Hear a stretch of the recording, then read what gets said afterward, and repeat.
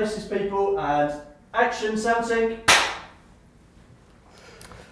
What are we up to today then? Oh, a bit of EMC testing. No. Different Video location. day. Where are the cakes? Yeah, exactly. Well, here we are in London. Yes. Yeah. Very good. Now, I've got to get the right name of what we're talking about today. Connected Technology Talks Podcast. Very or good. CT Talks Podcast. There's got to be an acronym. There's got to be something in there. In our industry, if we can't find an acronym for it, then it just is not a thing. Exactly. Yeah. Right, okay. Welcome everybody. Introduce ourselves. Steve Hayes, Technical Director of Connected Technology, and Michael Darby, also Technical Director at our Connected Technology business unit within Element. Doing our regular industry updates today.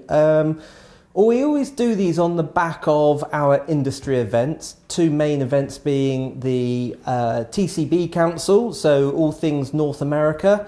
That's not quite true actually. It's a North American US-led event covering a heavy focus on US and North American requirements, but actually global stuff based around radio. And then the European equivalent of that, the REDCA, or the Radio Equipment Director Compliance Association, which again is looking at global topics, but more of a focus on European activities. So that's the point of today.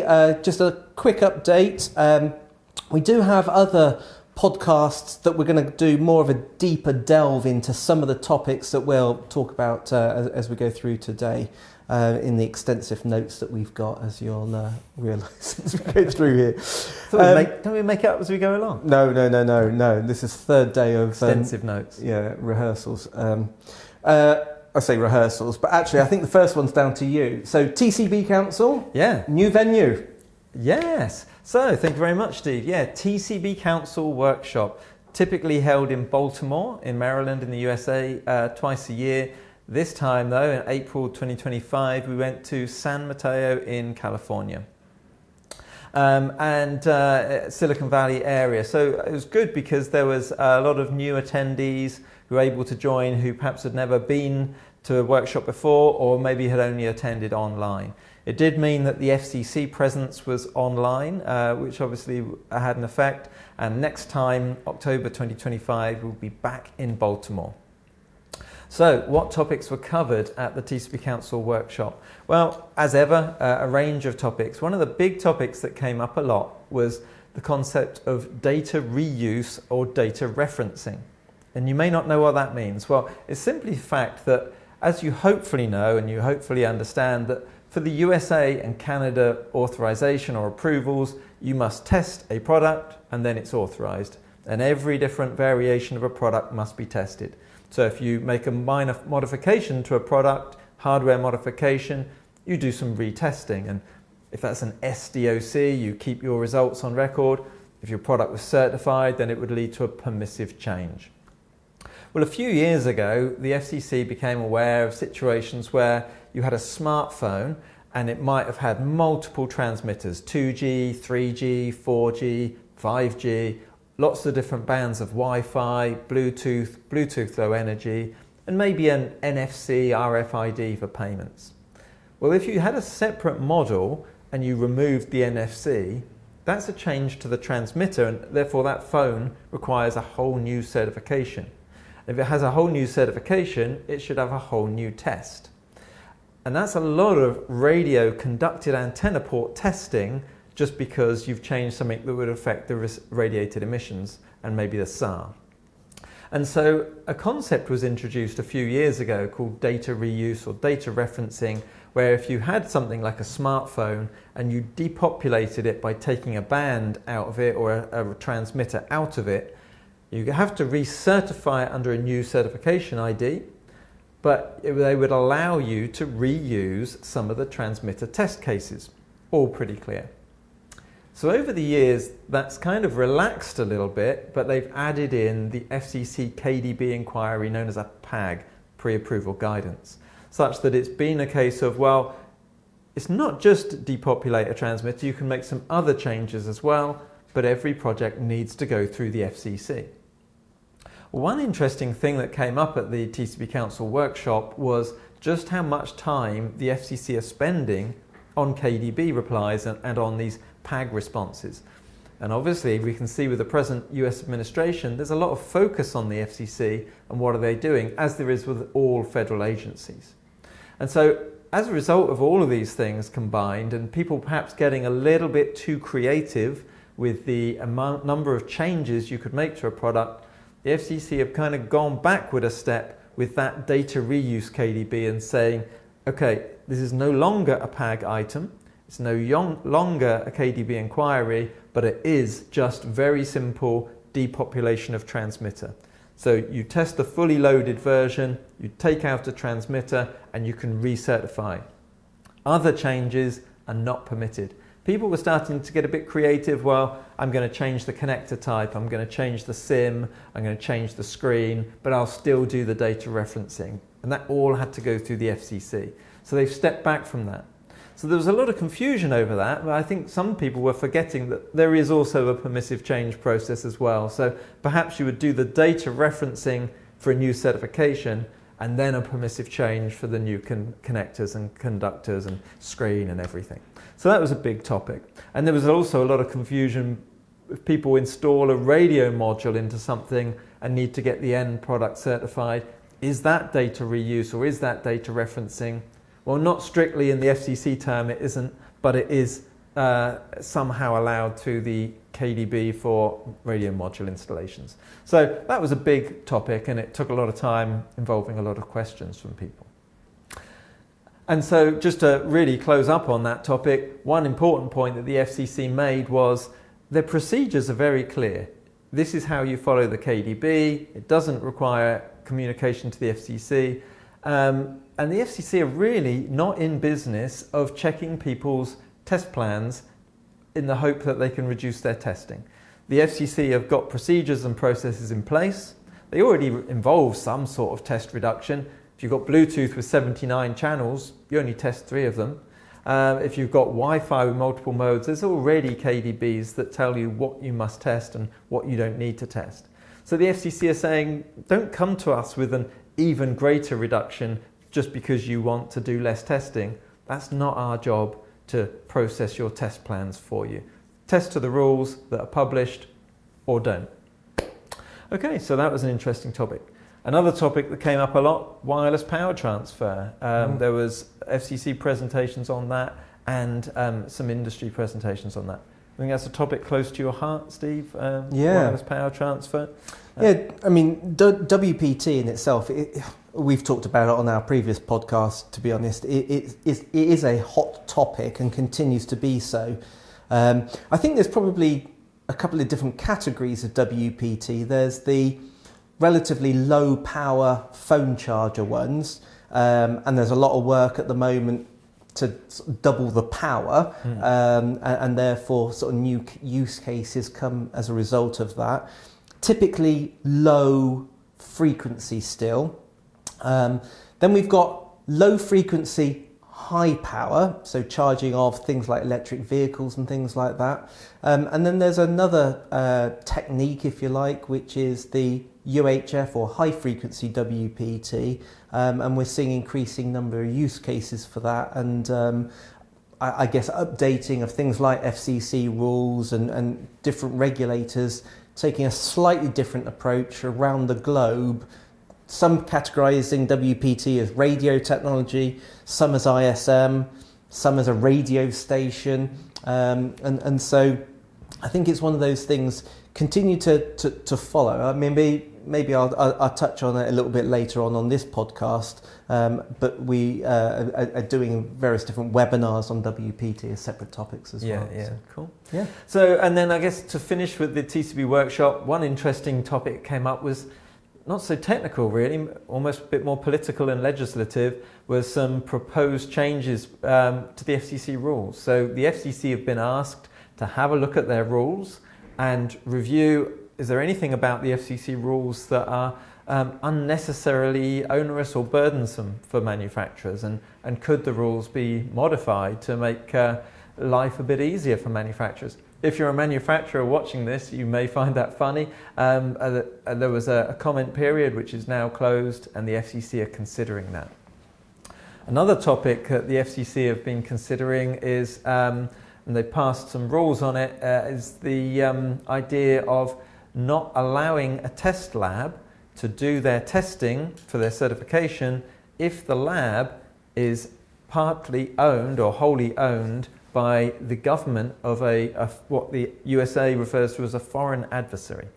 So, for example, if a test lab has more than 10% ownership by the Chinese government, for example, then there's a suggestion that that lab would not be allowed to be FCC listed. And so this whole new proposed rulemaking came out, and it literally was given the name bad labs. And so they're trying to rule out labs that they feel have the wrong type of influence. And that might be, let's say, politically motivated, but the consequence of that for manufacturers, either based in the US or globally, actually, is quite a big deal, isn't it? Because you know, if we look at the stats of where people get their product tested, there is a lot of testing that is done in sort of that part of the world, as it were. And if those labs can no longer, or the results from those labs is no longer recognised by the FCC, as a TCB we can't accept those results, the option just doesn't exist. And that would have really quite a profound impact on the test and certification industry, as to, you know, and for manufacturers based on where they're going to get the testing done.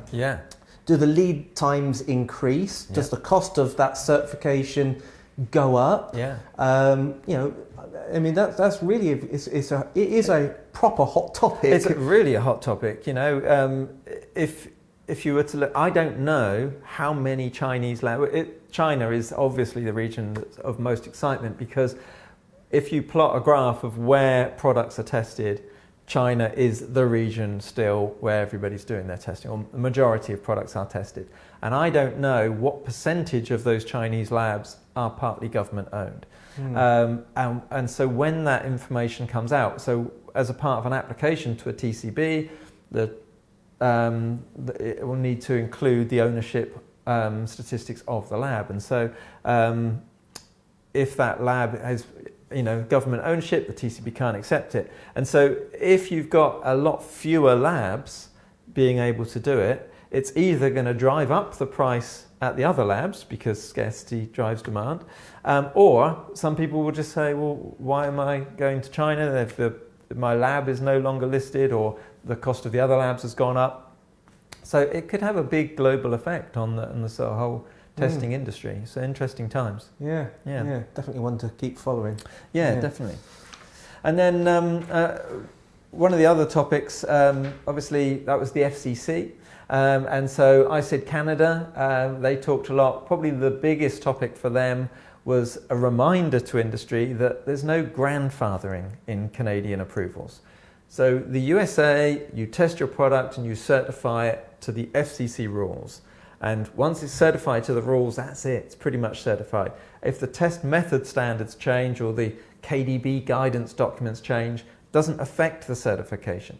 Only if the FCC rules change could the product be affected. And even then, sometimes the FCC will say, well, this rule has changed. This does affect your certification or this doesn't. And they decide on a case-by-case basis. But for Canada, you certify to a published standard. And if the standard changes, which they do quite regularly, then the manufacturer has to reassess their product to the latest version. Very much like we see in Europe, really. And so just in the last year, we've seen the RF exposure standard go through some significant changes. So that will have affected every transmitter, and therefore every certification of every transmitter. The manufacturer in the last year will have had to go and look at their certification and make sure and document that they do meet the latest one. Now this year, the test standard, ANSI 63.10, so that's for unlicensed wireless devices like Wi-Fi, Bluetooth, RFID, that standard has changed. And that standard, although it's a test method, it's referenced from within the Canadian standards. So again, every manufacturer needs to read that standard, do a gap analysis to the old one, and decide if any difference. Some manufacturers will be very happy to do that. Others, they'll need to contact a company like Element and say, help me with that, please. Yeah. Another topic that Canada talked about a lot was, and I've mentioned this a lot over the years really, so with the FCC, the whole process is done by a TCB or certification body.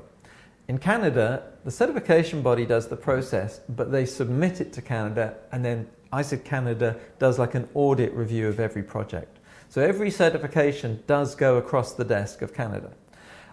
If they have a problem with it, they send it back to the certification body or the lab. So if you see a big delay between receiving your certificate from the certification body and seeing your product listed on the Canadian website, it often means that Canada came back and had some questions to the certification body. Now, over the years, Canada have said that they've been building up kind of a risk factor of all the companies involved. So that's manufacturers, test labs, and certification bodies. And if they see consistent types of mistakes or problems or errors or things that concern them, then they attribute a higher risk factor to that company. And so going forward, they said that they would apply this risk factor so that if a project comes across the desk and the manufacturer or the test lab or the certification body has a high risk factor, then they'll do a much closer review of their project. Well, they announced at the workshop in April that they've gathered all their data and it's time to start putting that into place. And interestingly, since the workshop, we've seen 3 labs get delisted from the Canadian website, as Canada's basically said, right, these 3 labs, we're striking them off the list. They didn't tell us why, but we've got to assume they're technical details. This is not a political thing, this is Canada now, so this is a technical thing. And so if you find your project's taking a bit longer to get across, then maybe you or your lab or your TCB is a bit higher up the risk factor ladder.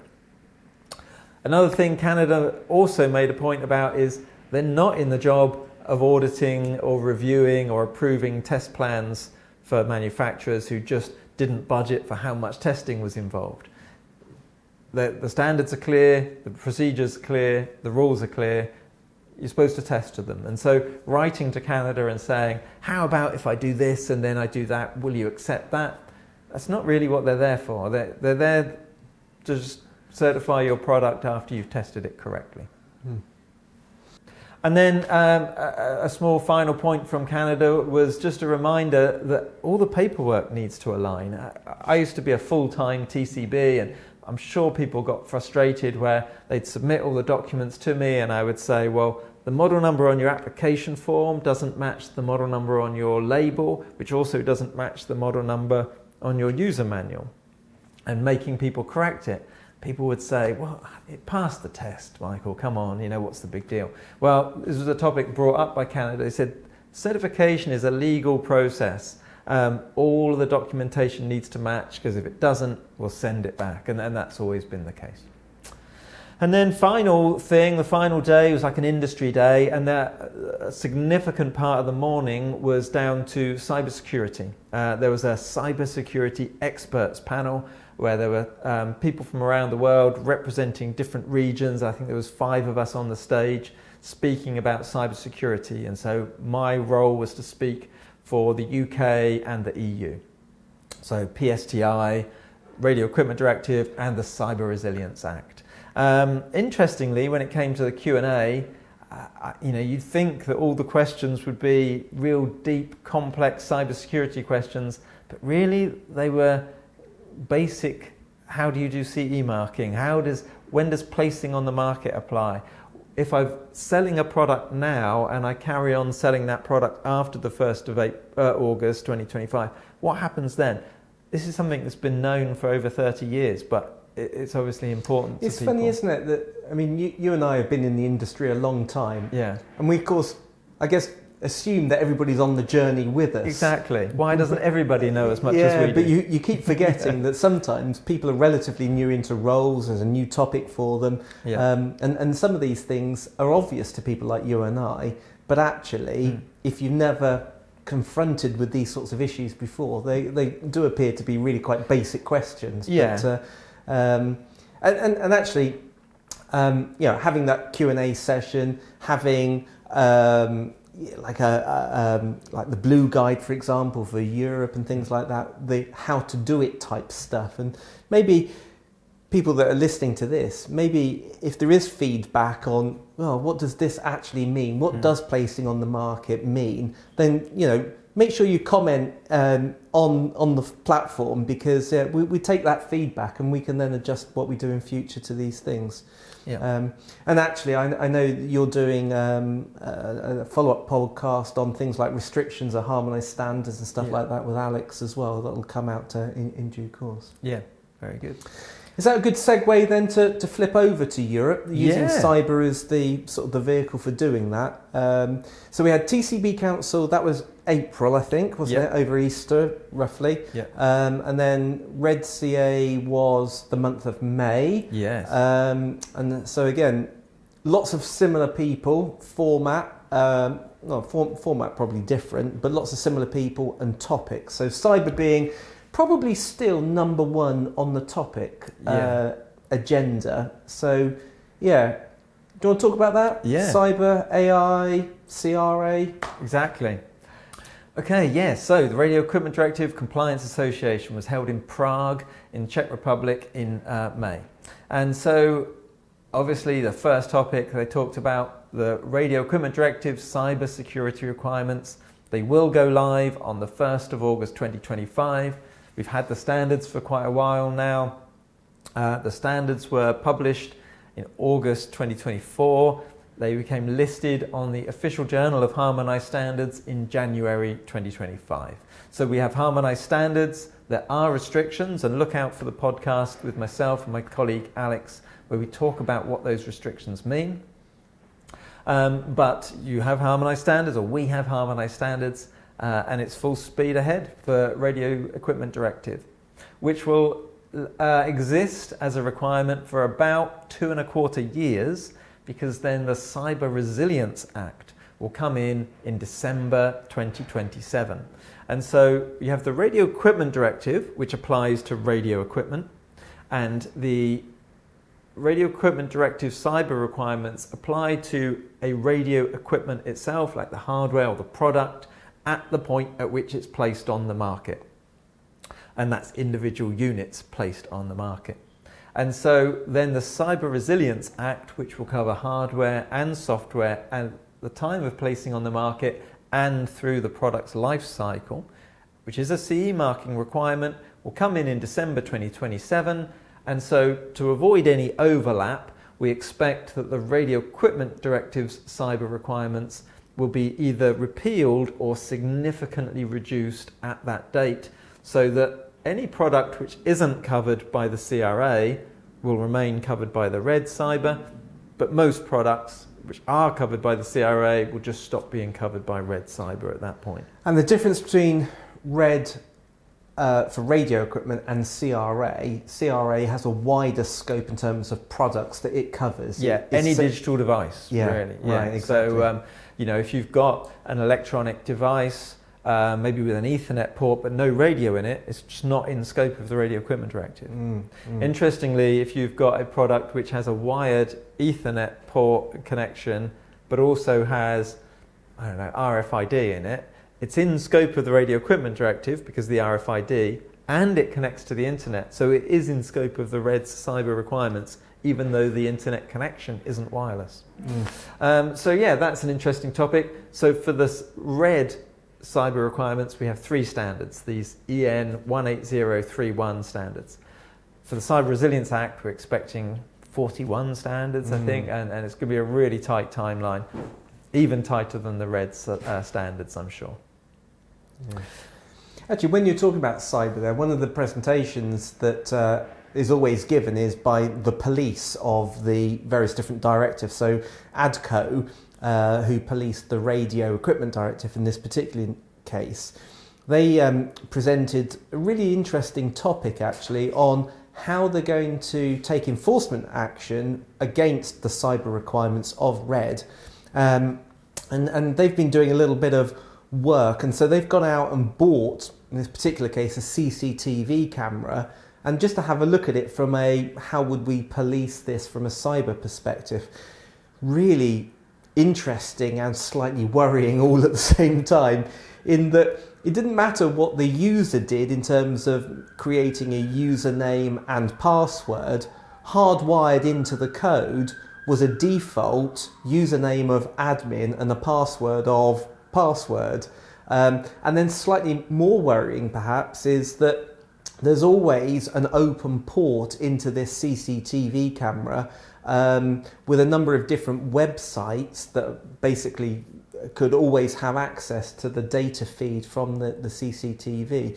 So all of these cyber requirements coming in, there is real reason and justification for it. Originally, I think there were a lot of people that, oh goodness me, another regulatory requirement, and it's all to do with just not having a password that is generic. But what you see, and what was presented in this paper, you can see what the motivation for some of this stuff might be, actually. Yeah, absolutely. It's an interesting reminder, really. You've got to remember that the European Union is all about free trade. And the CE marking is to make free trade easier and faster. They want products on the market. That's the whole point. All of the testing, whether it's safety testing, EMC, immunity testing, radio performance, receiver performance, RF exposure, people don't just sit around dreaming these tests up. Every test exists to solve a problem or to fix a problem that's a very real problem. And so if a test exists, then you can be sure that a problem exists to fix it. Yeah.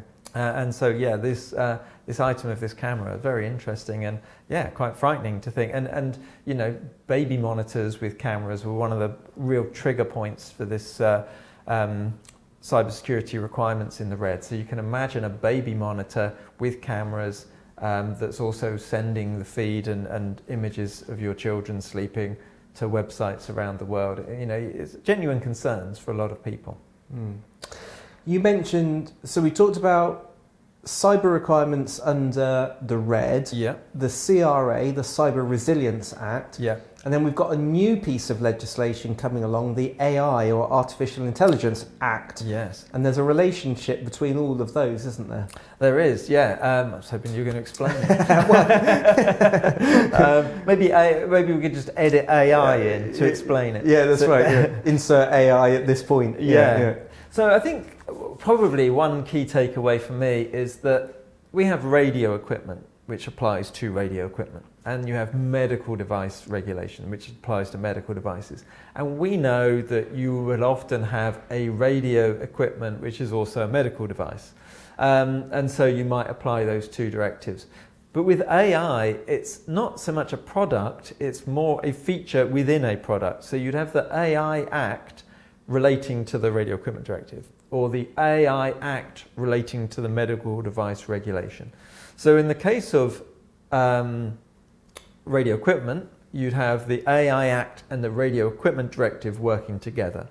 And there are kind of 4 levels of AI identification, low risk, I can't remember the terminology, low risk, medium risk, high risk, and unacceptable risk, I think. And then within the radio equipment directive, for example, there's the kind of which of these issues are a big deal. Well, product safety is very important, but it's not something a notified body needs to look at.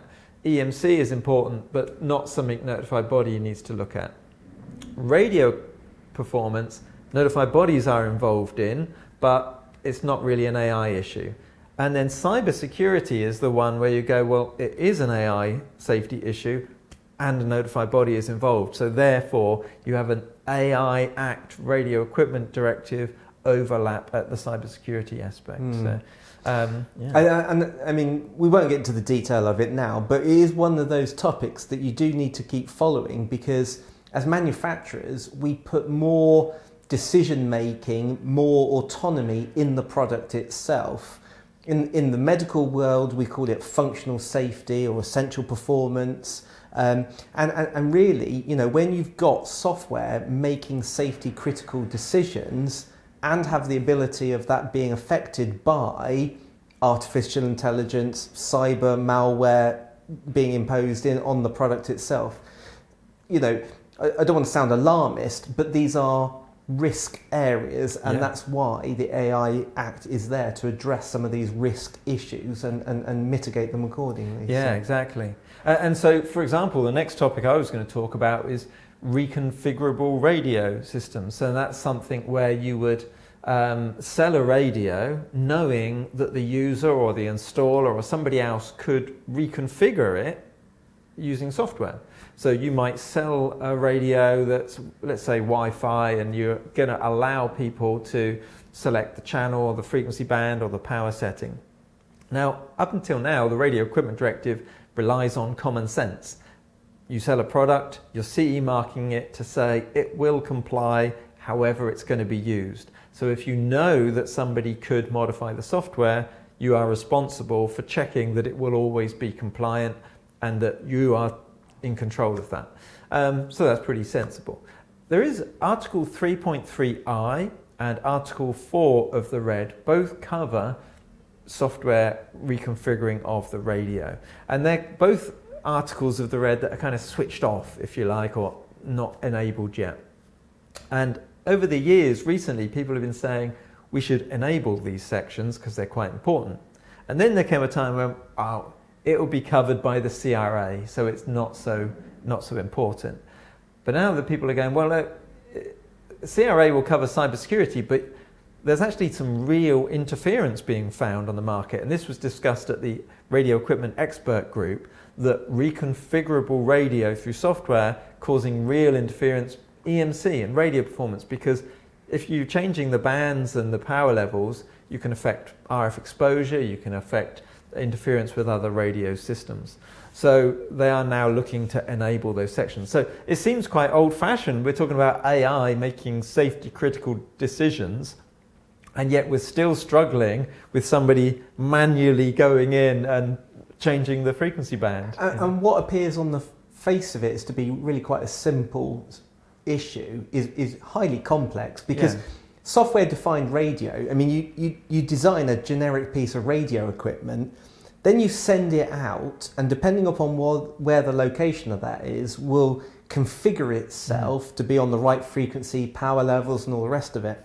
Yeah. But of course, it needs to switch on in that location to first of all work out where it is. So it's already connected to the internet at that point. And then some of these products might use GPS. Well, okay, GPS has got some issues. You can spoof GPS to get it to operate in a band or a frequency that isn't intended for that particular location. And then equally, it might use an IP address. But a lot of these things are connected via VPN, so the VPN address might be thinking it's somewhere else in the world. It's pretty easy to kid a device that it's in a different country. Absolutely. And if you can rely on the cellular network, but if you're, especially in Europe, we're all close to each other's borders. But even in North America, you could be along the Canadian border. And even just the terminology, you mentioned software-defined radio. So a lot of us think, well, if I sell my radio and the user has the ability to change the settings through software, is that software-defined radio? And so a lot of us might say, yeah, that sounds right. But then when you go to the FCC, they have a specific term called software-defined radio, and it specifically means you're selling a radio that you don't even know what software is going to be put on it. You're just going, here's the hardware, put your own software on. And so then you get a real mixture of terminologies, which is interesting. Other topics that were discussed at the Red CA then, 5 gigahertz Wi-Fi, again, similar relationship to it. The test standard for 5 gigahertz Wi-Fi seems good, people are happy with it. The Commission decision seems good, people are happy with it, but still there's real interference found on the markets and there's real interference complaints. And so something needs to be done, and there is a suspicion that it's down to people selecting different channels or modes or country settings. And ETSI can't modify the standard until somebody tells them what the problem is. And so nobody can solve the problem because nobody knows exactly what the problem is. So that's like a work in I wonder progress. whether some of these things almost technology's moved on before. Some of the enforcement action takes so long. I mean, there was an issue with a phone on the market, and whilst the decision hasn't come out about that yet, the manufacturer of that phone is like a couple of generations on already. Yeah, absolutely. And I wonder whether the interference to meteorological radars from Wi-Fi devices, I don't know if it's a legacy issue of just the number of devices already out there that they can't control, rather than new products. It's right. It could be that the new products are absolutely fine, but we're still dealing with the fallout. And as you say, this issue of a phone that's been going through market surveillance, and it's gone through so long that they've almost stopped talking about how do we fix the phone and started going, how do we fix the process? This has taken years. Right. And then I guess probably one of the final topics the European Commission keeps bringing up is this concept of labs or companies who have a notified body, especially issuing a certificate of conformity. Like maybe you've done a test and you should issue a test report to say you passed the tests. But some companies are issuing a kind of certificate of conformity which isn't a full notified body certificate. It's a certificate to somebody who's done a test, but it kind of gives the false impression that you meet the directive, but only having it based on some test results. The European Commission is really not very happy with this. They keep bringing it up. It's like a teacher or a parent. If they keep making a point over and over again and nobody listens, at some point they're going to get strict and come down on whoever's doing it. Interesting, actually. I mean, that topic is absolutely a talking point, and we keep getting reminded. But it's one of those topics that connects Europe and the US and Canada. Yeah. And it's really a sort of poking the finger at, you need to be a good lab, a good certification body, and do things right. And it's sort of all wrapped up under the whole heading of integrity. And I think globally, integrity is one of those topics that is really being challenged at the moment. And we're seeing the regulators trying to sort of push back, and we will see results from it. Yeah, I think until now, integrity has been market driven. You pick your place in the market and you either go, well, I'm going to be cheap and rubber stamp, or I'm going to be really high quality, which people assume costs more, and it often does because you need the expertise to be high quality. But you find your place in the market, and for years people have been saying to the regulators, are you not going to step in at any point? And I think people are beginning to step in now, so interesting. And then probably the only final point I was going to make, we've talked a lot about the USA, Canada and the EU. Anything to say about the UK? Well, I think Great Britain, obviously Northern Ireland is in the CE marking world. So when I say the UK CA mark, I'm talking about Great Britain. Most manufacturers are now just happily using a CE marked product to sell into Great Britain. Somebody did ask me the other day, do you ever see any products come through Element with a UK CA mark? And actually, yes, we do, because you've got to remember that if there's a technical deviation between the EU and Great Britain, then the CE marking doesn't apply. And so we work with a lot of Wi-Fi 6E products where the frequency band and power levels do differ between the EU and the UK. And so we do see manufacturers testing to that same Wi-Fi 6E standard, but using different channels, different power levels, and UK CA mark, because there's no, they're not identical. Yeah. So cool. That's been my last couple of months. Yeah, excellent. Slightly conscious of time, so I think probably we'll wrap things up here now.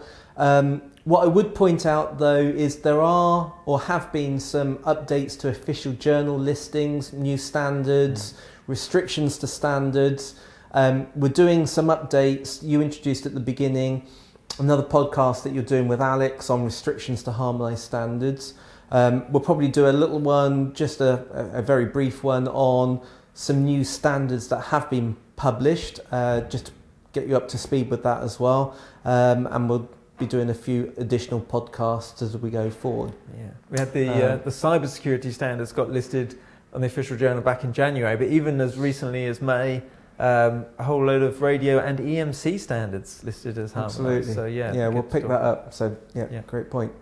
Okay, well, thank you very much for tuning in, listening to us again at this Connected Technology Talks podcast. That still haven't got that acronym right yet, or formed the acronym. Be sure to tune into future updates. I'm not entirely sure whether somebody else is going to be in the seat that Michael's occupying, but time will tell. We'll see how that goes, and look forward to seeing you again. Cool. Thanks for listening.